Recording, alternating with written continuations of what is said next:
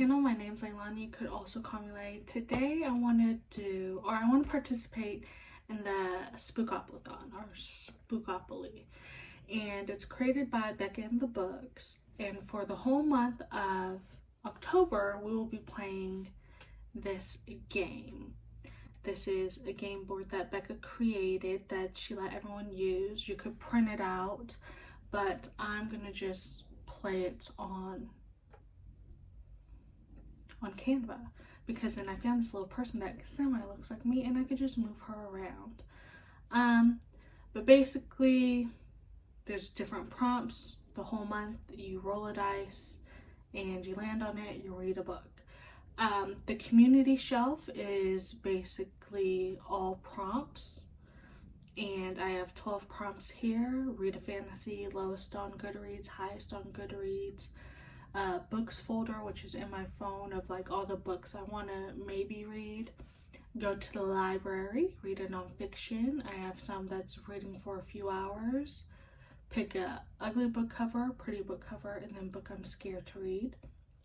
For chance, it's you put in book titles, and then whatever the wheel lands on, you have to read it. So there's some books I want to read and some books I don't want to read in here. And then she also had instructions of how to play the game. And yeah, that's the rules. So the first thing I did, I already spun the wheel and everything, is go. So you have to randomize your TBR, right? And I have a section where it's just unread books, and I have over 300 unread books on my physical TBR, because I just moved in with my best friend and we have a lot of books.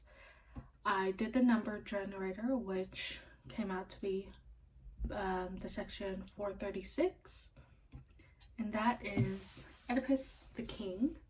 So this one is not my book, this is my best friend's book, and it is a play, it is a mythology, it is a classic, but do I actually know what happens? No. But I was looking inside, and look how nice these images are. Like, I feel like I know something about Oedipus, only because Bo Burnham mentioned him. Spoiler alert. Is it spoiler? Not really. In high school, I used to listen to Bo Burnham, and he did a rap, and one of it is talking about Oedipus. And I feel like Oedipus ate his kids, killed his kids, something with his kids. But I'll find out now. But I thought it would be cool if, after I read this, we already know what I'm going to read next. So, we're going to do like a double dice generator. Alright, roll 2 dice. And go.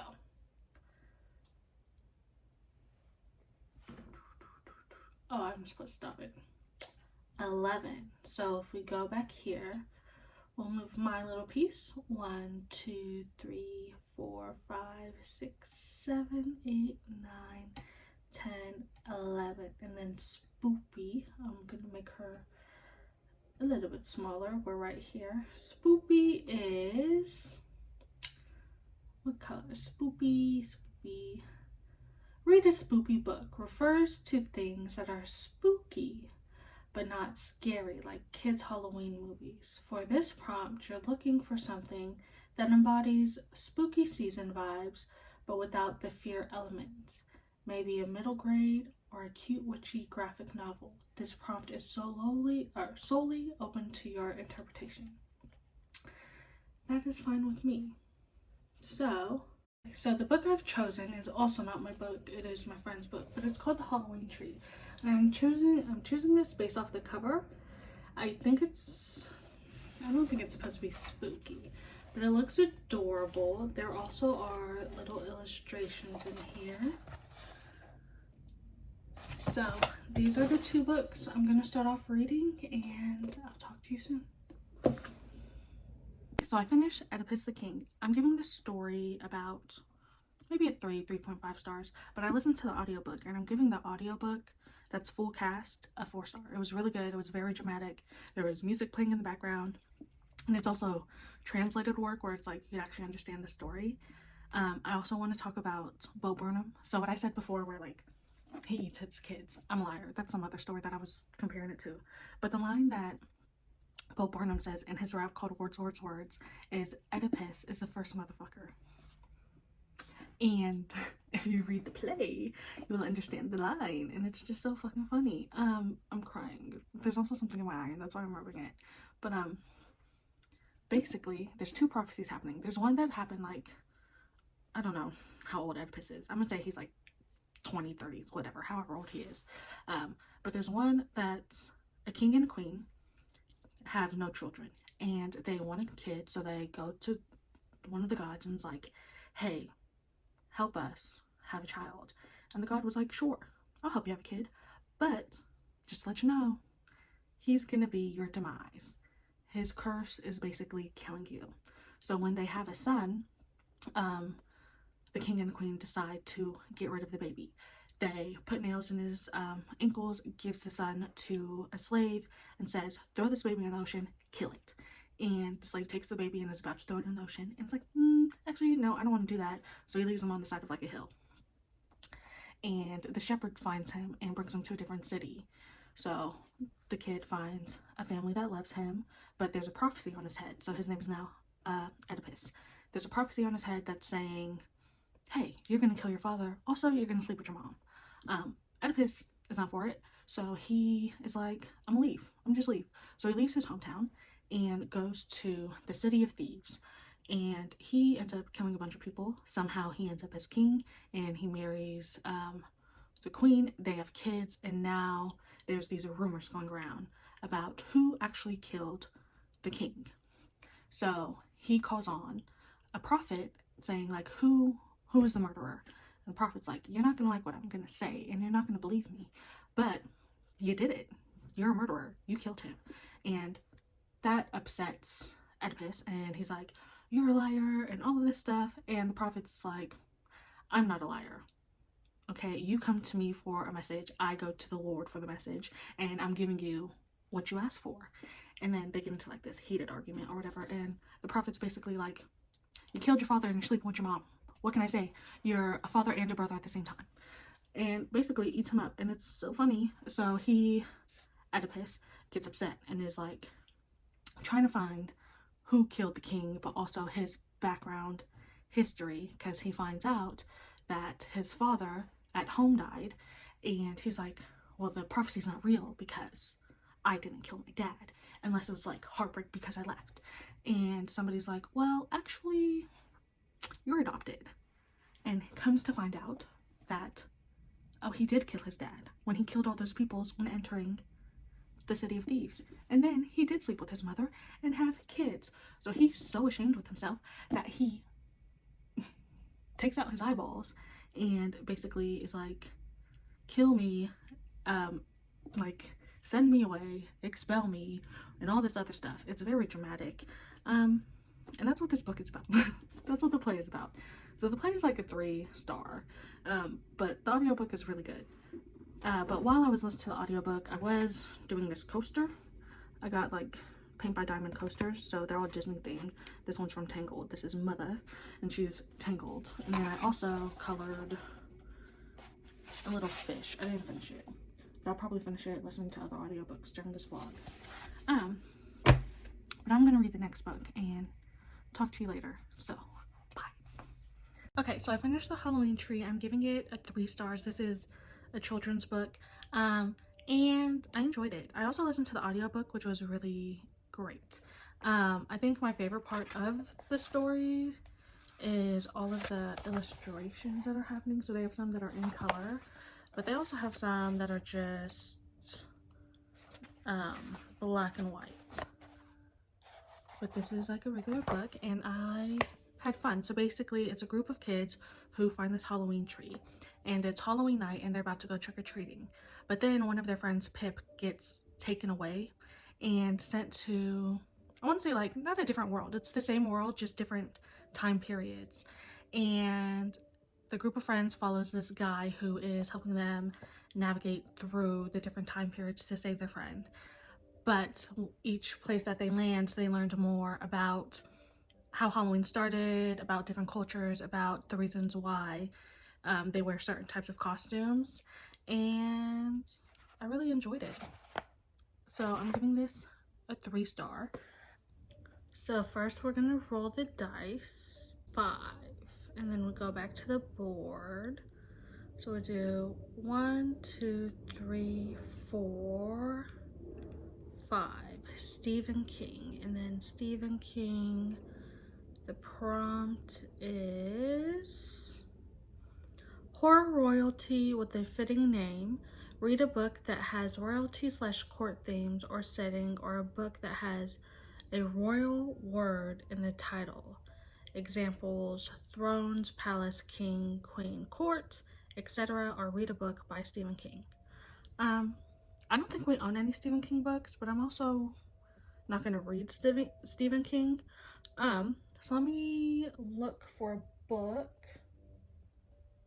that has a royal setting.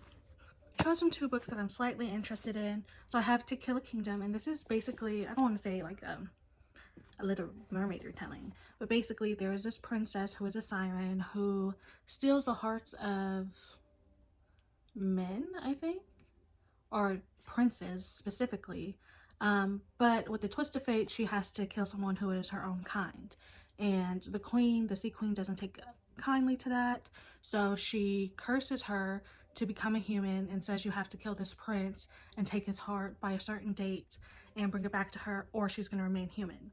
And then the prince that she's going to meet or has to kill is a human who also kills sirens. He says it's his calling. And he finds the princess washed up on shore. And that's all I know about this one. Deal with the Elf King is basically, I think it's like a rivalry between elves and humans. And she is a human. She gets taken from her hometown to become the human queen of the elf realm. And she studies herbology and becomes her like town healer. And the Elf King takes her, and basically he's very grumpy or whatever. And there's supposed to be passion in it. So I think what I'm going to do is read at least the chapter of both of them and let you know which one I'm going to choose.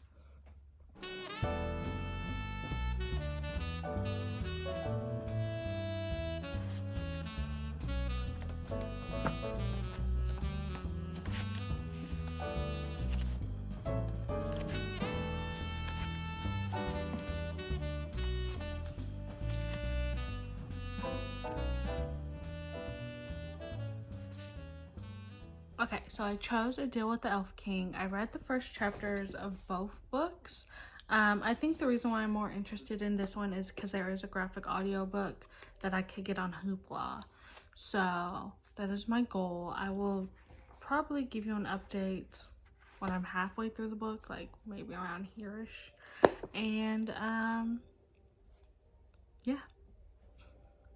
I can't let everyone down. Mr. Abbott needs his tea, and Emma needs her strengthening potion, or her heart— Camilla, we have to leave. Luke walks over and leans against the counter with both elbows, glancing upstairs. They're not awake yet. My parents' room is above my shop, and it's been quiet for the 2 hours I've been up working. The Keepers still haven't found the human queen. The magic in the line has been fading for some time. They say that the power of the human queen is passed from one queen to the next when the former queen dies. No one knows what would happen if there wasn't a human queen to be taken. It'd be unprecedented. Some of my fellow Keepers think that maybe she just isn't here at all. Maybe the magic ran out, which is all the more reason to get out while we can. Since the treaty between the elves and humans was signed 3 millennia ago, there has been a human queen selected from Captain every 100 years like clockwork. Finding her was never hard. She's the only human with magic after all. But this time, not one young woman of Captain has mended something with a thought, or made plants grow from barren earth, or had animals swear their allegiance to her. Now, it's been 101 years since the last human queen was chosen, and the town is suffering because of it. If she's not here, then I especially can't leave. The weakness is spreading through the town. People are dying as young as 110. I have to do what I can to stop it. If there is a war to come, healers will be needed more than ever. But I can't bring myself to say that. I can hardly think it. If there is no queen, you can do nothing to stop it. The town's connection with the Fade is dying, and people will die with it. Their lifespans reduced to nothing more than those beyond our island. Currently on chapter 6 of Deal with the Elf King. basically there's like this treaty that was made with the elves where every, I think it's 100 years, they would give a human girl to the elf king to marry, and it's supposed to help both realms. We meet Luella, who is 19 years old. She has dedicated her time to becoming a herbologist, and she is the healer of the town, the doctor of the town, who has been helping everyone in the village get better. But for, I don't know how, I think a year, they said, the king has not had a wife and nobody has come forward. So everyone in the town, the village, has been getting sick, and she can't find any medicine or any cures to help anybody out. Everyone's just like being drained and just weak in general. Luella has a best friend named Luke, who they've known since they were kids, and he's kind of trash. He basically kisses her and is like, let's run away together, let's be together, and then he lies to her parents saying like, oh yeah, she agreed to be my fiance. And Luella is not thinking about marriage. She does not want to be with anybody at this moment, even though she loves Luke and she tells him, but she also feels no spark between him when they kiss. But now the Elf King and his group, his army, have come into the village, and they're like, if you don't give us our queen, then we're going to take all the girls and bring them to the other side. And the thing is, anybody who enters the other side where the Elf King lives, if they're not the queen, they basically die. So during this, Luke grabs her and is like, let's go, let's run away. And she's like, no, what are you doing? And then this other girl like passes out, so she goes to help her.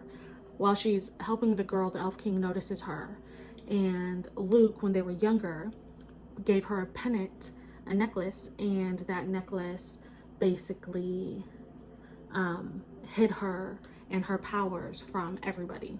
So the Elf King rips it off and she gains these powers, and Luke knew she was going to be the queen, and the reason why he gave her that pendant was because he was like, oh, I've loved you since we were kids and you were meant to be mine, or some shit like that.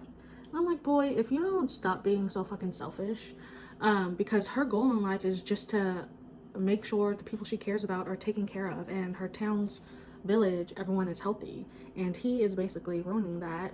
And he doesn't care about her, if I'm going to be quite honest. But now the Elf King has taken her and they're about to enter the new land. So I'm listening to the graphic audiobook. It's okay. I like the Elf King's voice. Everybody else is alright. What I did notice is that I'm currently on chapter 6, which is page 40. But on the audiobook, it doesn't go by chapters. So it's kind of confusing when you have the physical read. But other than that, I finished coloring a fish. I'm probably just going to read now, and I will give you an update around this part. So halfway through. Yeah. Currently on chapter 25, which is page 191, so halfway through. And I think I already know what I'm going to rate this book. In my head right now, it's sitting at the 3 stars. There is a lot that's happening. So at the beginning of the book, basically, she gets taken, and she has this new power that she has no control over. And when she sits on the Elf King's throne, it basically drains her power. Her goal as the new queen is to give life to all the kingdoms, and in order to do that, basically all her power gets drained on her throne, and that's how seasons work. And then when it's midsummer, she'll go back home to recharge and then come back. So every time there's a new human queen, their powers have been weakening over the years, and it's assumed that she might be the last human queen. And there are a lot of enemies that are after her. Specifically, I think it's because for like a whole year they've been without seasons, so everything's been dead and cold and horrible. There are other creatures in the book as well. So right now we're at like the elf realm, and there's another kingdom with vampires, and there's another kingdom with fae, and each kingdom has different magic. So what's currently happening is Luella asked the Elf King if he could train her in magic so she could be useful to everybody. But her goal is to leave the kingdom anyway. And they have like this push and pull relationship where they're super annoyed with each other. I don't want to call them enemies. It's just that they don't know each other and they get on each other's nerves. And she does put him in his place and calls him out, which I loved. What I noticed about the book while listening to the audio, it's a graphic audio book, so anything that's descriptive where it's like someone knocked on the door, they wouldn't read that line. They'll just have like the sound effect of someone knocking on the door. And the audiobook is okay. They are now building a friendship, common grounds to basically help each other out. And she has 2 months until her coronation, until basically I think she has to give away all her powers or something. And once she has that coronation, she could no longer like leave willingly to her actual hometown until it's midsummer. So there's a lot that's happening. She also has this wolf that she named Hook. She also found this companion that's a wolf. His name is Hook, and he's great. Love him. He's so adorable. Other than that, I'm almost done. This is how much I have left, and I'll just tell you how I feel later. Right now, I already know who the bad guy is. I don't know what their intentions are of being a bad guy. We also just met his mother. His mother sucks. So that's all I have. I'll give you an update when I'm done. Finished A Deal with an Elf King. I'm giving it a 3-star. I didn't realize this is a standalone book, but it is a series, so I think it's a book for every like kingdom. But it's a 3 stars. It ends in a happily ever after. What to say? It's okay. It's okay. I'll probably like forget about it within a week. So I think I gave you most of the rundown. I don't want to spoil the endings. There's a lot of like stuff that happens in here. I don't want to say like the world building is the best. And the reason for said betrayal to me wasn't laid out very well, but I think I like the characters, how they interacted, how they grew to like each other. Favorite character is the dog. I'm sorry, the wolf is my favorite character. And yeah, so now that I finished this, I'm going to take my laptop and we're going to find our next read. The last one we were on was Stephen King, so we have to roll a dice first, and we got 10. So 1, 2, 3, 4, 5, 6, 7, 8, 9, 10. Let me do that. It's something apple.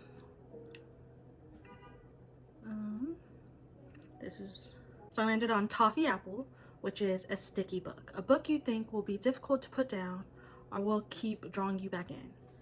And I think I have the book that I want to read. Let me get it real quick. Okay, so I got Jujutsu Kaisen 13.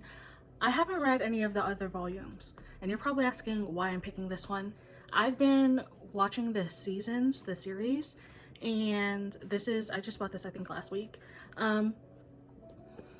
And this right here is where we are in the series right now. So I think we're at least halfway through, not even 25% of the volume. So I want to read this because I want to read it before the episode comes out on Thursday. So I'll read this and then tell you what I think about it. I finished volume 13 of Jujutsu Kaisen, and I'm giving it a 4-star. I really enjoyed it. This is the arc. It's the Shibuya incident, and I believe it's like a train station or like a shopping center in Japan. And right now all of the bad guys are winning. This series doesn't follow around like one specific character. Everyone has their own perspectives. Everyone is going through their own stuff. But right now, in this arc alone, this series that's happening currently, the bad guys are whooping everyone's ass. But this is a 4-star. I would say that the last scene is my favorite. There's so much destruction that's happening in general. And I'm kind of excited to watch it get animated, right? So all the death scenes that are happening are very brutal. But yeah, I didn't even explain what Jujutsu Kaisen is. But basically, in volume 1, we follow around this high school student named Yuji Ichidori, and he eats this finger from a cursed spirit and gets possessed by this sorcerer who is evil named Sukuna. And the goal of the whole series is for, it's really bad, but basically for Yuji to eat 20 fingers, because you get all of the sorcerer's powers, and then basically off him. But yeah, that's what the premise of the whole series is. But there's more like stuff happening. But if you want to know the meaning of the title, it says Jujutsu Kaisen implies something like the internal battle of sorcery, and it's so good. I'm enjoying the show, and it's crazy to me how like just black and white images, like stuff like this, becomes animated, because the animation this season is so good. But now we have to figure something else out, so I'm giving it a 4 stars. So we finished Toffee Apple. We're gonna roll the dice again. We got 8. So 1, 2, 3, 4, 5, 6, 7, 8. Michael Myers, and that is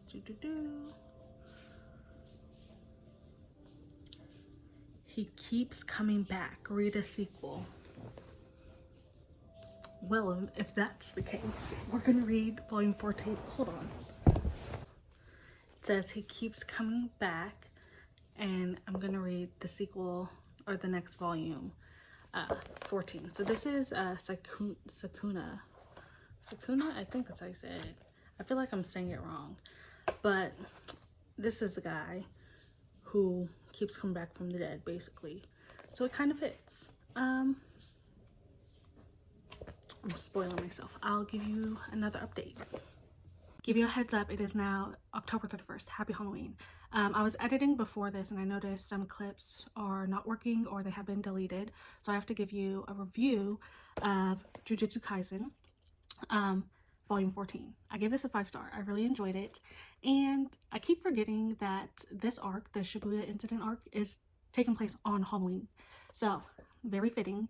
I will show you my favorite piece of art in here. There's a lot that's happening in here, and it's good, but it's also pissing me off. Like, anybody I care about, they're just dying, and I'm like, why would you do that? Like, there's so many characters that aren't as important, and I'm curious to why, like, you're killing off important characters, and just crazy. This one's my favorite. Basically, this is Sukuna. We're entering his domain expansion, and there's like a lot of skulls and skeletons. But I gave this a 5-star. Everyone's dying. Nobody is safe. And I want to read the next one. So I have to wait. But I also rolled the dice, and I ended up on highest rated books. So I went to my Goodreads, went to my want to read list, and the highest rated that I have that's a physical read is a book I DNF'd earlier, like a soft DNF, and I was like, I'm not trying to read that. So the next book that came up that was high on my list was Harleen. This one's a comic book, so I'm currently reading it. It's so pretty. The art's still so pretty. And basically we follow Dr. Quinzel, and she is going through it. It opens up with her like doing a speech about making a change for something, and when she leaves, it doesn't go as planned as she wanted it to go. She goes to a bar, she drinks a little, and then she ends up leaving the bar, but she runs into the Joker and his goons causing destruction on Gotham City, and the Joker spares her life, right? And then there's like a big old scene, not even like a big scene, but there's like a big fight between the Joker and this is him and his goons. But there's a big fight between the Joker and Batman that leads her to like, oh yeah, Gotham is not safe. So Like, this is when she realizes that Gotham is kind of a shithole, and I think she wants to do something about it, but she is having nightmares of that day. And I think I'm currently right here. She's now about to enter, I think, Arkham Asylum. So I'm excited to read this. I'm debating if after this, if I want to start another book. If I do, I'm gonna just pick a random one. And then, yeah, because I want to just close off with today. I'll probably pick up a scary book. But all in all, I'm enjoying this. I really enjoy the art style. It's just so pretty. I think this is sitting at like a 4.7 on Goodreads. So I'll give you a follow-up after I'm done. And yeah, so I'm on break right now. So I'm going to finish this on break. And then I'm going to work. And then I'll find another book to read. Okay, so I'm halfway through Harleen. And there's a lot happening. It's very much of defining who is a monster, how is a monster made, can we have empathy for those who have done unspeakable acts, can those same people find empathy within themselves. And I'm enjoying it a lot. It's a very slow book because it's more of like digging deeper into like the psychology of the mad mind. And Harleen is doing a lot of interviews with patients inside of Arkham Asylum to see if they are redeemable or if there's hope of them having a change of heart. And right now it doesn't seem possible, especially there's a new group in here. They're called like the Executioners, and they are killing villains because they're upset that a lot of people from Arkham Asylum always escape and they always murder a bunch of people, and cops aren't really doing anything, justice isn't prevailing, and Batman's not a murderer, so they're taking it upon themselves to murder these criminals. Come to find out, the people with the Executioners are people, cops in the force, and their reason is, what was the guy saying? He was upset. He's a sergeant inside like Gotham force. He says, people die because we release these bastards on technicalities for good behavior. You can take your laws and shove them up your condescending asses. The city needs us because we will do what the rest of you won't, what Batman even refuses to do. And that's kill anybody in general. So that's where we're at. And Harleen is doing this research project. That's why she's in Arkham Asylum, because her goal is to see if there's a way in the mind to find empathy. That's where I'm at. I need to get back to work, so I'll update you later in the day. So I finished this book, and I'll probably give it like a 3.5. I think what did this book justice is all of the art styles, or how good the art is. Like I mentioned in the previous clip that I was saying, like, it's very slow. There's some parts where I was getting bored. But this is basically how Harley met the Joker, how they formed a relationship, how there's different people who are considered monsters, what it looks like, who deserves justice. And yeah, it was an interesting book. I'm giving it a 3.5. And I think instead of reading another book, I'm just call it at that. These are all the books I did finish for this vlog, so I'll give you another recap of the ratings. I read both Jujutsu Kaisen 13 and 14. 13 is going to be a 4-star rating, and then volume 14 is a 5-star rating. I read A Deal with an Elf King, which I gave a 3-star. I read The Halloween Tree, that I also gave a 3-star. And then I read Oedipus the King, which I'm giving the story a 3-star, but the audiobook, the full cast audiobook, is a 4-star. And then Harleen is going to be a 3-star. Other than that, I had a good time reading these books. Hope to see you in my next video. Bye.